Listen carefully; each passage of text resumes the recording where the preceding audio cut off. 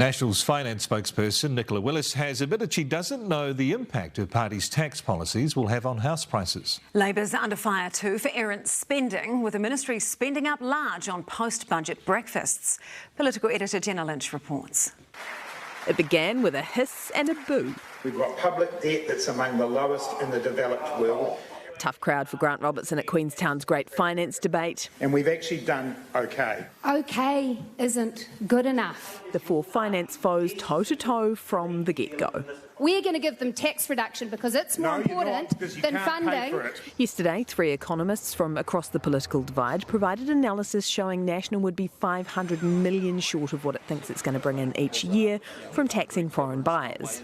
Their plan has so many holes in it, it's got more holes than a block of Swiss cheese. Nicola Willis under pressure to release her workings. There is huge demand from people who want to buy expensive luxury homes in New Zealand, and they're going to come back and I'm going to tax them, and I'm going to use that to ensure New Zealanders, the squeezed middle, working people, get to keep more of what they earn. And admit whether the policy will push up house prices. How are you going to raise enough revenue to pay for those tax cuts? Because if it's only because a tiny fraction of the market is still hundreds of homes. Yet it would be half of all sales would be above $2 million. I did not say that. It has to be. You literally said half of all the houses sold will pay for those tax cuts. No, I didn't say that. Well, she did. Half as many homes as sold to foreigners before the foreign buyer ban was placed on. Also unaware of the impact of shortening the bright line tax and reversing interest deductibility rules. Well, I don't know what it will do to house prices. How much will interest deductibility and bright line tests push up the price of houses? We don't think it will affect the price of houses. What, you don't think or you don't know? What? I don't think it will affect the price of houses. But this Queenstown audience much more taken by wasteful spending jabs aimed at Labor. Spending has increased 80% under Labor, but New Zealanders have not seen an 80% improvement in results in just about any area, except for perhaps the number of ram raids occurring.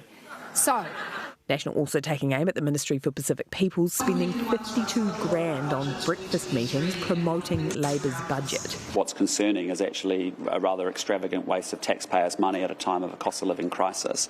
I don't think that our Pacific communities should be excluded from being able to hear about the budget. The same ministry came under fire for a $40,000 leaving party, and David Seymour came under fire for joking he wanted to send Guy Fawkes in. Last night, another so-called joke about what might happen to the ministry if National and ACT are elected. I guess Nicola might have to increase their security budget. Laughing about threats to public servants. Well, our political editor Jenna Lynch is in the house, and Jenna, you've discovered another potential hole in National's tax policy. I'm not sure we're quite going to call this one a hole, but they might need to find millions and millions more dollars to pay for their tax cuts. National's promising to bring back interest deductibility for landlords, essentially writing off interest as a cost. They've budgeted $2.1 billion for those landlord tax cuts, but National's used numbers from Budget 2021.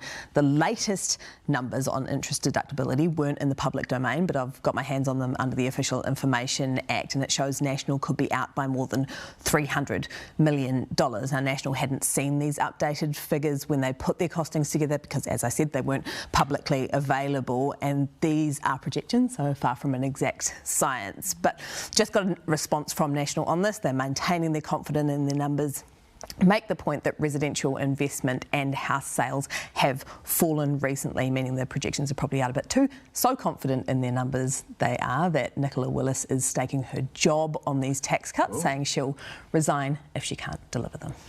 Jenna, thank you.